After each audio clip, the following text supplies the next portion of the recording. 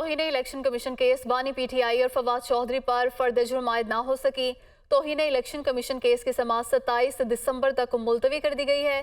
तौहीन election commission case की समाअत अब 27 दिसंबर को होगी। फवाद चौधरी की जानिब से तौहीन इलेक्शन कमीशन केस में ओपन ट्रायल की इस्तदा की गई। इसी हवाले से मजीद बात करेंगे नुमाइंदा अवैस अब्बासी से।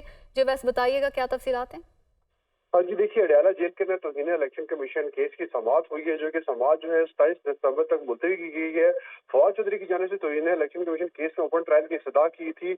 हमें केस से मुतालिक कापियां फराहम नहीं की गई, ना ही हमारे दस्तावेज अंदर आने दी गई हैं। फवाद चौधरी ने यह मौक़िफ़ अपनाया है। इसके साथ उनका ये कहना था कि दस्तावेजात के बगैर नहीं बता सकते कि मुझ पर क्या क्या इल्जामात हैं। बानी चेयरमैन पीटीआई और फवाद चौधरी के खिलाफ जो है आज अडयाला जेल के अंदर जो है फर्द जुर्म आयद नहीं हो सकी। अडयाला जेल के अंदर member election commission Nisar Durrani ने तौहीन इलेक्शन कमीशन केस की समाअत की। इसके साथ इलेक्शन कमीशन के मेंबरान शाह महमूद जुतई, बाबर हुसैन बरवाना और जस्टिस रेड इकरामुल्लाह भी आज अदालत के अंदर मौजूद थे।